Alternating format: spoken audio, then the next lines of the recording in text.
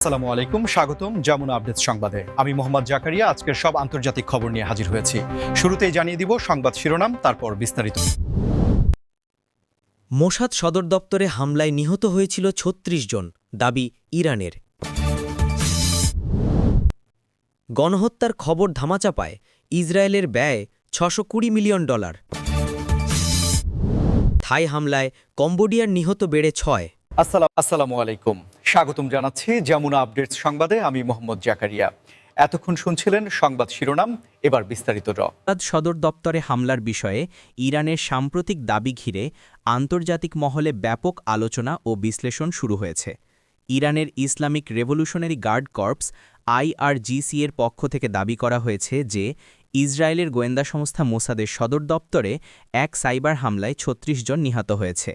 এই দাবি যদি সত্যি হয় তবে এটি ইসরায়েলের নিরাপত্তা ব্যবস্থার জন্য একটি বড় ধাক্কা এবং মধ্যপ্রাচ্যের ভূরাজনৈতিক পরিস্থিতিতে নতুন করে উত্তেজনা সৃষ্টি করতে পারে। যদিও ইসরায়েলের পক্ষ থেকে এই দাবির সত্যতা এখনও নিশ্চিত করা হয়নি এবং সাধারণত তারা এ ধরনের সংবেদনশীল তথ্য জনসম্মুখে প্রকাশ করে না। সাইবার হামলার এই দাবিটি এসেছে এমন এক সময়ে যখন ইরান এবং ইসরায়েলের মধ্যে ছায়াযুদ্ধ তীব্র আকার ধারণ করেছে। দীর্ঘদিন ধরে দুই দেশ একে অপরের বিরুদ্ধে সাইবার হামলা এবং গোপন অভিযান চালানোর অভিযোগ করে আসছে। ইরানের এই দাবিটি যদি প্রামাণ্য হয় তবে এটি ইসরায়েলের সামরিক এবং গোয়েন্দা সক্ষমতা নিয়ে প্রশ্ন তুলতে পারে। সাইবার হামলার মাধ্যমে একটি দেশের প্রধান গোয়েন্দা সংস্থার সদর দপ্তরে এত বড় ধরনের ক্ষয়ক্ষতি ঘটানো আধুনিক যুদ্ধের এক নতুন মাত্রা উন্মোচন করে। এটি কেবল প্রযুক্তিগত সক্ষমতারই প্রকাশ নয়, বরং একটি দেশে সংবেদনশীল তথ্য এবং অবকাঠামো সুরক্ষায় কতটুকু প্রস্তুত সেই প্রশ্নটিও তুলে ধরে। এই ধরনের হামলার প্রভাব শুধুমাত্র ক্ষতিগ্রস্ত দেশেই সীমাবদ্ধ থাকে না, বরং আঞ্চলিক ও আন্তর্জাতিক স্থিতিশীলতাতেও এর প্রভাব পড়ে।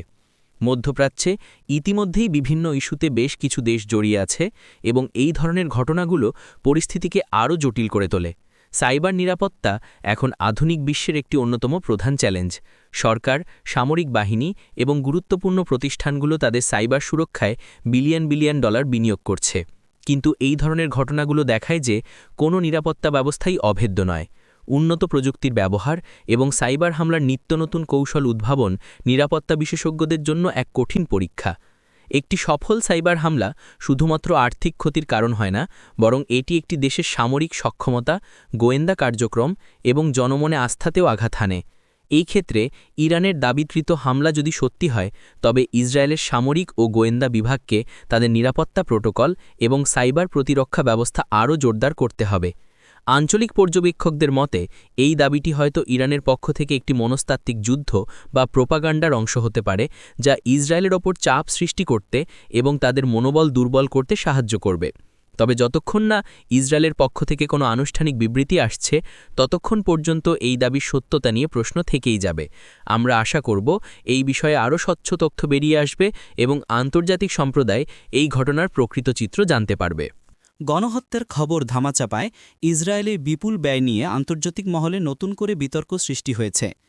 সম্প্রতি একটি গণমাধ্যম প্রতিবেদনে দাবি করা হয়েছে যে ইসরায়েল ফিলিস্তিনিদের বিরুদ্ধে গণহত্যার অভিযোগ ধামাচাপা দিতে $৬২০ মিলিয়ন বেশি অর্থ ব্যয় করেছে। এই অভিযোগ যদি সত্যি হয় তবে এটি আন্তর্জাতিক আইনের গুরুতর লঙ্ঘন এবং মানবতার বিরুদ্ধে অপরাধের ঘটনাগুলোর সত্যতা গোপন করার একটি বড় প্রচেষ্টা। আন্তর্জাতিক বিচার আদালত ICJ এবং অন্যান্য আন্তর্জাতিক সংস্থাগুলো ফিলিস্তিনে ইসরায়েলের কর্মকাণ্ড নিয়ে তদন্ত করছে এবং এই ধরনের অভিযোগগুলো ইসরায়েলের উপর আরও চাপ সৃষ্টি করবে। ইসরায়েল বরাবরই ফিলিস্তিনিদের বিরুদ্ধে গণহত্যার অভিযোগ অস্বীকার করে এসেছে এবং তারা দাবি করে যে তাদের সামরিক অভিযান আত্মরক্ষামূলক এবং আন্তর্জাতিক আইন মেনেই পরিচালিত হয়। তবে যদি এই বিপুল পরিমাণ অর্থ ব্যয় করে তথ্য গোপন করার চেষ্টা করা হয় তবে এটি ইসরায়েলের দাবির সত্যতা নিয়ে প্রশ্ন তোলে। এই ধরনের তথ্য থামাচাপা দেওয়ার প্রচেষ্টাগুলো শুধু যে ক্ষতিগ্রস্তদের ন্যায়বিচার থেকে বঞ্চিত করে তা নয়, বরং এটি আন্তর্জাতিক গণমাধ্যম এবং মানবাধিকার সংস্থাগুলোর বিশ্বাসযোগ্যতাকেও চ্যালেঞ্জ করে। আধুনিক যুগে তথ্য প্রযুক্তি এবং সামাজিক যোগাযোগ মাধ্যমের ব্যাপক প্রসারের ফলে কোনো খবর বা ঘটনা দীর্ঘ সময় ধরে গোপন রাখা অত্যন্ত কঠিন। তারপরেও যদি কোনো রাষ্ট্র এত বড় অঙ্কের অর্থ ব্যয় করে তথ্য গোপন করার চেষ্টা করে তবে এর পিছনে অবশ্যই গুরুতর কিছু থাকতে পারে। ফিলিস্তিনি ভূখণ্ডে মানবিক সংকট, বেসামরিক মানুষের হতাহত হওয়ার ঘটনা এবং অবকাঠামোগত ক্ষতির পরিমাণ উদ্বেগজনক। জাতিসংঘের বিভিন্ন সংস্থা এবং আন্তর্জাতিক মানবাধিকার গোষ্ঠীগুলো নিয়মিতভাবে এই অঞ্চলের পরিস্থিতি নিয়ে প্রতিবেদন প্রকাশ করে আসছে। ইসরায়েলের বিরুদ্ধে গণহত্যার অভিযোগ এনে দক্ষিণ আফ্রিকা আন্তর্জাতিক বিচার আদালতে মামলা দায়ের করেছে, যা ইসরায়েলের জন্য একটি বড় কূটনৈতিক চ্যালেঞ্জ। এই পরিস্থিতিতে তথ্য গোপন করার জন্য এত বিশাল অঙ্কের অর্থ ব্যয় করার অভিযোগ নিঃসন্দেহে ইসরায়েলের আন্তর্জাতিক ভাবমূর্তি ক্ষুণ্ণ করবে। গণতন্ত্র এবং মুক্ত গণমাধ্যমের যুগে তথ্য স্বচ্ছতা খুবই গুরুত্বপূর্ণ। যদি কোনো সরকার বা রাষ্ট্র তথ্য গোপন করার চেষ্টা করে, তবে তা জনগণের আস্থা হারায় এবং আন্তর্জাতিক সম্প্রদায়ের কাছে প্রশ্নবিদ্ধ হয়। এই ধরনের ঘটনাগুলো বিশ্বজুড়ে গণমাধ্যম এবং তথ্য অধিকারের কর্মীদের জন্য একটি বড় চ্যালেঞ্জ তৈরি করে। তাদের পক্ষে সত্য উদ্ঘাটন করা এবং জনসম্মুখে তুলে ধরা কঠিন হয়ে পড়ে। থাইল্যান্ড কম্বোডিয়া সীমান্তে সাম্প্রতিক হামলায় কম্বোডিয়ার নিহত ব্যক্তির সংখ্যা বেড়ে ৬ জনে দাঁড়িয়েছে, যা দুই প্রতিবেশী দেশের মধ্যে উত্তেজনা বাড়াচ্ছে।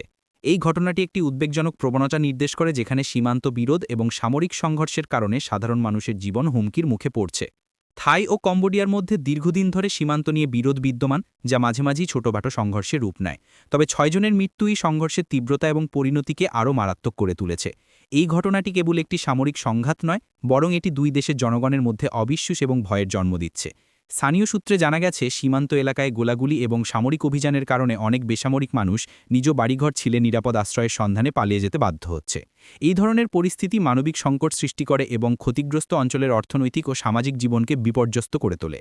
আন্তর্জাতিক সম্প্রদায় এবং আঞ্চলিক সংস্থাগুলো এই সংঘাত নিরসনে মধ্যস্থতার চেষ্টা করছে, কিন্তু স্থায়ী সমাধান এখনও অধরা। দুই দেশের মধ্যে ঐতিহাসিক কিছু বিরোধ এবং সাংস্কৃতিক ভিন্নতা থাকলেও সীমান্ত সংঘাতের কারণে নিরীহ মানুষের জীবনহানি কোনোভাবেই কাম্য নয়। আঞ্চলিক স্থিতিশীলতার জন্য এই ধরনের সংঘর্ষগুলো অত্যন্ত বিপজ্জনক। যদি এই সংঘাত নিয়ন্ত্রণের বাইরে চলে যায়, তবে তা সমগ্র দক্ষিণ পূর্ব এশিয়ার নিরাপত্তার উপর নেতিবাচক প্রভাব ফেলতে পারে। জাতিসংঘের বিভিন্ন সংস্থা এবং মানবাধিকার গোষ্ঠীগুলো এই ঘটনার তীব্র নিন্দা জানিয়েছে এবং উভয় পক্ষকে সংযম প্রদর্শনের আহ্বান জানিয়েছে। তাদের মতে, আলোচনার মাধ্যমে এই বিরোধের একটি শান্তিপূর্ণ সমাধান খুঁজে বের করা জরুরি। সীমান্ত সংঘাতের কারণে ক্ষতিগ্রস্ত পরিবারগুলোর পাশে দাঁড়ানো এবং তাদের পুনর্বাসনের ব্যবস্থা করাও একটি মানবিক দায়িত্ব। এই ধরনের ঘটনাগুলো দেখায় যে সামরিক শক্তি প্রয়োগ করে সমস্যার সমাধান করার চেষ্টা প্রায়শই উল্টো ফল বয়ে আনে, বরং পারস্পরিক সম্মান, বোঝাপড়া এবং আলোচনার মাধ্যমে যে কোনো বিরোধ নিষ্পত্তি করা সম্ভব। আঞ্চলিক নেতারা এবং আন্তর্জাতিক কূটনৈতিকরা এই বিষয়ে সক্রিয় ভূমিকা পালন করছেন এবং আমরা আশা করব যে দ্রুত একটি শান্তিপূর্ণ সমাধান বেরিয়ে আসবে। আমাদের দর্শকদের কাছে অনুরোধ, আপনারা এই বিষয়ে নিজেদের মতামত জানান এবং এই চ্যানেলটি লাইক ও সাবস্ক্রাইব করে আমাদের পাশে থাকুন, যাতে আমরা আপনাদের কাছে এমন গুরুত্বপূর্ণ খবর নিয়ে আসতে পারি। ধন্যবাদ এই ভিডিওটি শেষ পর্যন্ত দেখার জন্য। আশা করি আজকের খবরগুলো আপনাদের কাছে তথ্যবহুল মনে হয়েছে। আমাদের চ্যানেলটি সাবস্ক্রাইব করে পাশে থাকবেন এবং আপনার মূল্যবান মতামত জানাতে ভুলবেন না। সুস্থ থাকুন, নিরাপদে থাকুন এবং দেখতে থাকুন।